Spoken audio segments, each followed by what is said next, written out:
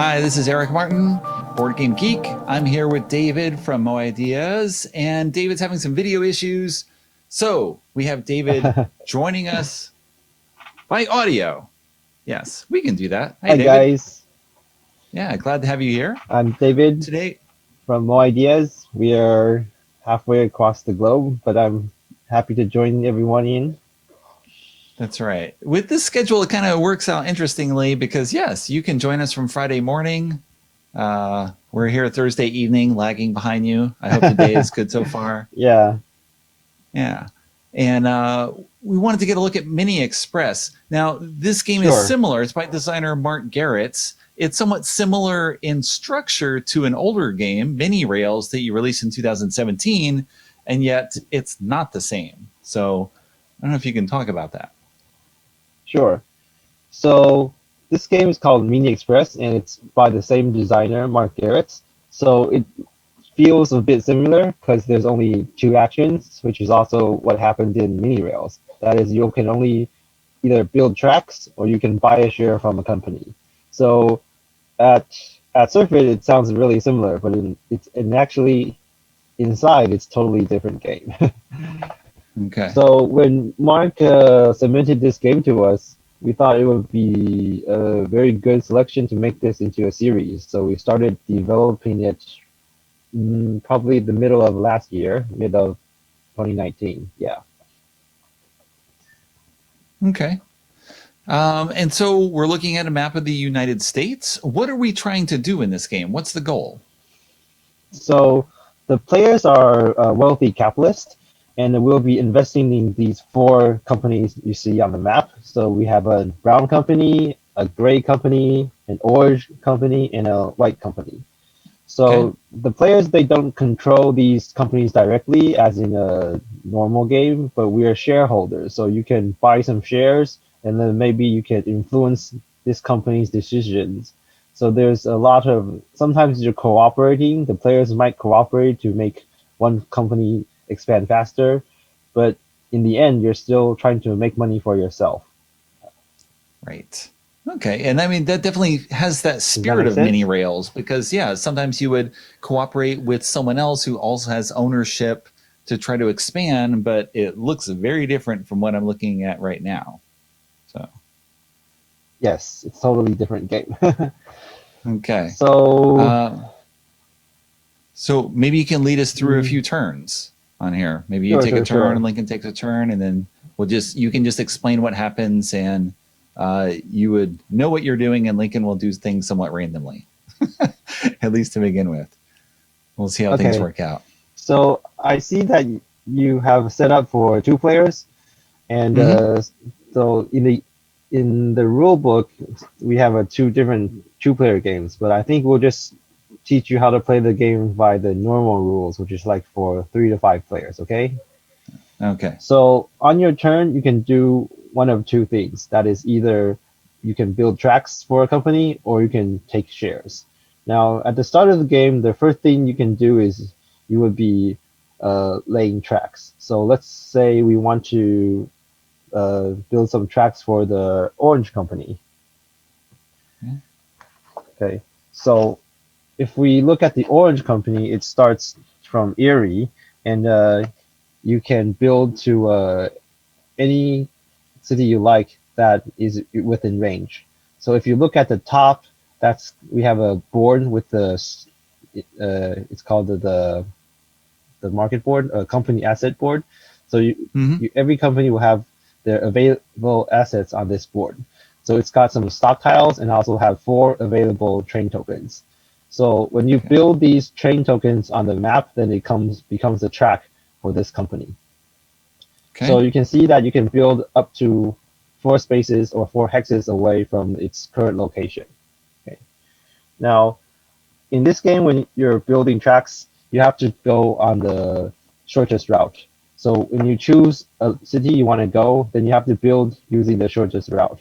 So for example, if you want to build into New York, which is just next to the orange starting location, then you can only build there using one track. You can't go all the way around and use 2 or 3. You can't do that. You can Okay. only build just one. Okay. So if you want to go to Detroit, then you have to go through the straight road indirectly. So you can't go around and try to use extra space. So let's have Lincoln build for the Orange Company, build into Detroit. So it's 1, 2. Okay. Now you have to build 2. One on Detroit itself. Yeah. One in the middle and one on the city hex. So building in this game, you're always connecting to a new city. You can't stop in between. You have to go directly to the city. And you don't have to choose the closest city. You can choose any city that's reachable to this company. So, for example, the Orange Company could build all the way to Chicago on its first turn if it wants, because it has 4 starting tracks, and it can, if you count the spaces, you can go to Chicago by 1, 2, 3, 4 hexes.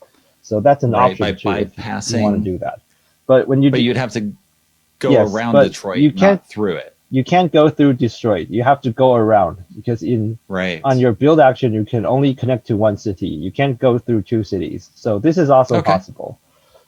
Okay. So yeah, let's say maybe Orange Company build directly to Chicago. So let's go to Chicago. Okay. So which color is this? You can just choose a color. The purple player or the... All right, let's say it's the orange player. Okay. So when you build, after you build tracks, 2 things will happen. First is that the active player will gain influence in some companies. So when you gain influence, you look at the demand tile on the city you have reached. So in Chicago, we see that it's orange and gray.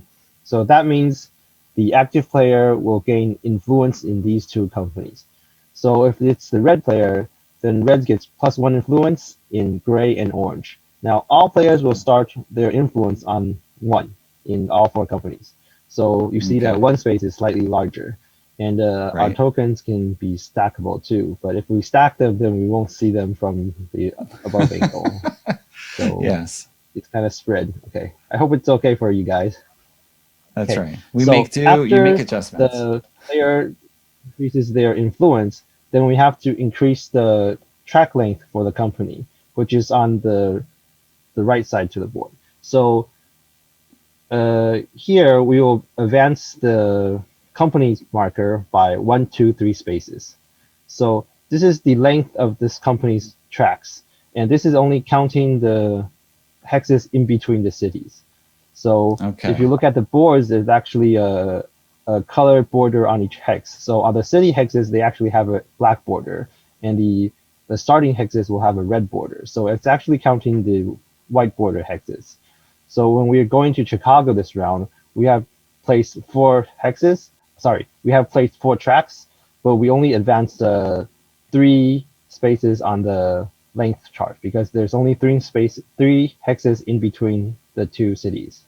Does that make sense? Okay. Yes. Okay. All right. Cool. So now that would be the first action. So after someone builds, do 1 thing, then his turn ends. So you can only build for 1 company, or you can only buy from 1 company. So you do 1 thing, and it's the next player's turn. So let's say it's now the green player's turn. Okay. So maybe he wants to buy some stock in the orange company, because now it's expanding very fast and its stock prices are also rising. So if you want to buy stock, then you just take it from the company asset board. So just let's take 1 stock pile from the asset board and place it in front of the green player. Okay. So every time someone takes stock, then we will add 3 trains from the general supply onto the asset board. So we can see that's also marked on the asset board as a reminder. Okay, so you can see there's icons up here. If you take 1 stock, then it's add 3 trains to this company. Now there's a max 5, which means that you can only place up to 5 tokens in this asset space. If you have to replenish more than that, then you don't. it just goes away and it leaves it in the general supply. Okay, so it never goes over 5. Okay. So now it's the next player's turn. Oops. So usually we should be going clockwise, but I didn't notice the order. So let's just switch them around. Thank you. So now it's the blue player's turn. Is that blue? I think it's blue. Yep. Okay. So if blue wants to buy stock for the orange company, well, he can't right now because when you're buying stock from a company, it's only free if there's no tracks in its asset space. So currently, so on the last turn, it was free for the green player, but now it's not free for the other players. So let's, for example, if there's like only one orange track in the asset board, let's remove them for now. And we can remove for now. Okay. For example, if it's like this, then the blue player can buy it. When you buy a stock, we don't pay money in this game. You have to play your personal influence on the influence track. And everyone starts with one influence in all 4 colors.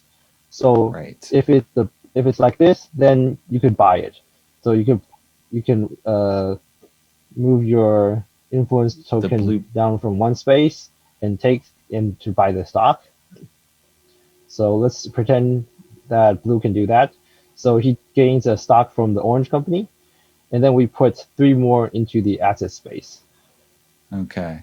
So take 3 trains from the general supply and add them back like this. Yeah. So, and remember that it can't go over 5. So it's 1 plus 3, it's 4 right now. So that's how the game works. So usually when there's in that start of game like this, then the first few turns, it's very hard, expensive to buy a stock. Actually, it's impossible because you only start with 1 influence and you have to pay 3 or 4 to take a stock. So you have to take some turns building the rails on the map before players can start taking stock. Okay. And so, you're building, you must pay. Let's continue. Just to ask, you must pay only in the color of the stock that you're taking, correct? If I'm getting an orange stock, I have to pay an orange influence, and that's it. Yes. Okay. Yes, you can only pay in the color of the company that you're taking stock from. Correct. Okay. So that's the general nature maybe of the. Continue with building. Well, I wanted to jump ahead. We've only got a few minutes left. So we've got the general flow of the game where you're going to be putting tracks on the board or taking shares of stock, paying with influence. What's the long-term goal? What's the end state of the game? What triggers the end of the game?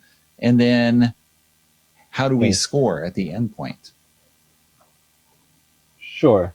Well, I think we're a little delayed. Sorry for the technical issues. So let's just go to the end. So the game will end when 2 companies have their stock depleted. That means that they have used all of their stock tiles from the asset board.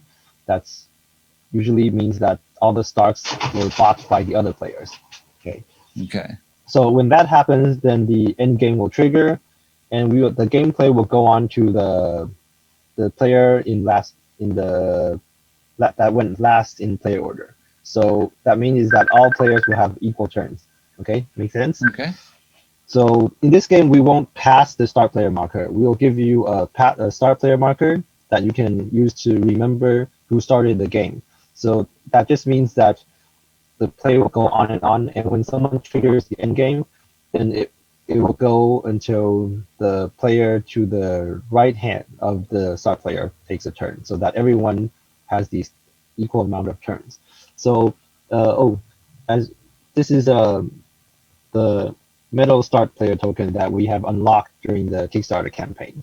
So it's very hefty, and we also have a protective cover to it. But anyway, so when the end game triggered, then you will score victory points according to how many stock tiles you have in each company, and also depending on the influence you have in each company. Okay. And of course, Okay. if the company has built a lot of track, then its stock price will be higher and you also get more points. So in this game, everything is all tied together. You have to get more, you have to buy more stock tiles, and you have to try to gain more influence in that company that you have stock in. And also you have to try to expand that company's network so that will be worth more value to you at the end of the game. So let's just maybe put the influence. Let's just put them randomly, advance them randomly, and we'll try to do a scoring example. Yeah, yeah, and also help me advance the company's value markers on the right too. Yeah. Okay. Okay. Well, maybe just for ease, if we look at one color and we'll just pretend we're going to score red. Yeah, sure. Okay, so all right, let's score for the orange company. Okay, so if at the end of the game it's like this, then we'll look for the orange company. We'll first rank the players. So like in the orange company, red has the most influence, so it's ranked first place. In the purple, he's in second place, and blue and green will be third and fourth place. So in this game, what matters most is the first place and second place. If you're third and fourth or fifth place, then you actually score the same point.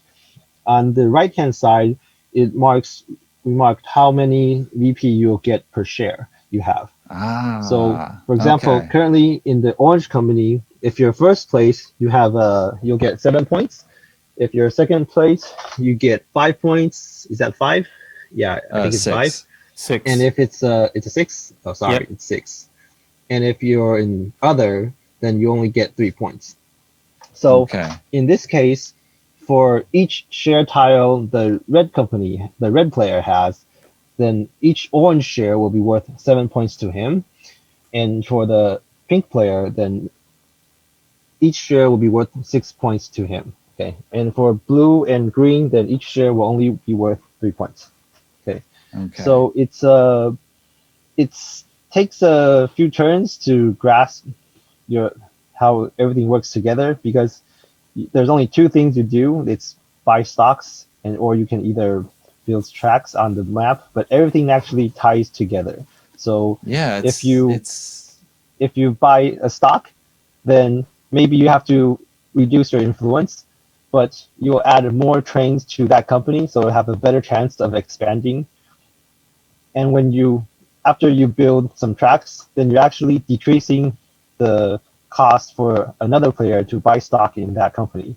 So sometimes what happens is that you will be building a lot for a certain company, but it might be hard for you to gain stock in that company, because when it's your turn, then maybe it's not cheap to buy that company. Yeah. Right. So it creates a very interesting dynamic on the timing of the game. So sometimes you have to try to get the other players to do something for you in order to gain a stock or to do something you want to do. Yeah. So it's quite interesting. Yeah. Yeah, it seems incredibly tightly intricate. I don't know, just integrated, everything just working together well, and you pull one string and it's bringing everything else with you. I don't know. Yes.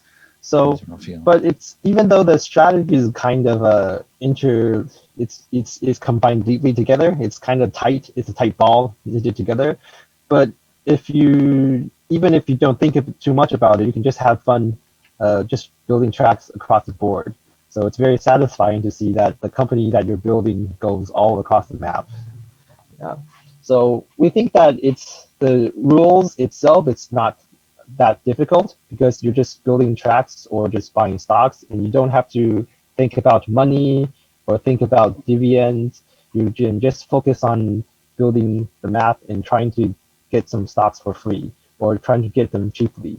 So even if you can't even if you can't predict what your opponents are doing, you can just focus on your own short-term goals, and you won't usually you won't be left too far behind because we designed the scoring matrix to be very interesting. So if you take a closer look on the scoring chart, it's very weird, or it's very, I don't know, it's non-linear. We can say that. Right. So we took a lot of time on focusing on how to tweak the numbers on the scoring chart to make the interactions between the first place and second place be very interesting.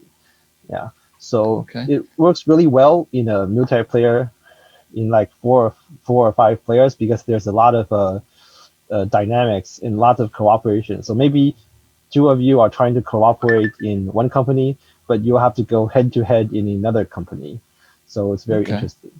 But Last question. for low player amounts, we also have a solo mode and also a two-player module. So I think it's okay and good to play even with only one player or two players. Yeah. Right. Last Oh, question. Where can you acquire the game? Do you have distribution in North Sure. America, elsewhere? Or is it from you right now? Well, currently we don't have any distribution deals yet, and currently you can pre-order it on GameFound, which is our pledge manager we use after Kickstarter. And the current delivery times are probably around January because we had some production delays, so it's probably going to miss the end of the year right now. Yeah. Okay. We originally hoped that we could deliver the game in December, but we had some production issues. Yeah. Okay. All right. Well, I greatly appreciate you joining us today, giving us an overview of Mini Express. Mini Rails is a very cool little game that also, it seems like, yes, it has the same feel, but it's very different in how it plays out. It's very interesting just to hear that, but I guess I shouldn't be surprised coming from the same combination of designer and publisher. You are working along the same paths together. So, yeah. So thank you very much for joining us, David. Thank you, Eric. Yes. And hopefully we can get together in person at some point. Another show. Yeah, sure. Hopefully we can meet soon next year. Okay. Okay. Take care.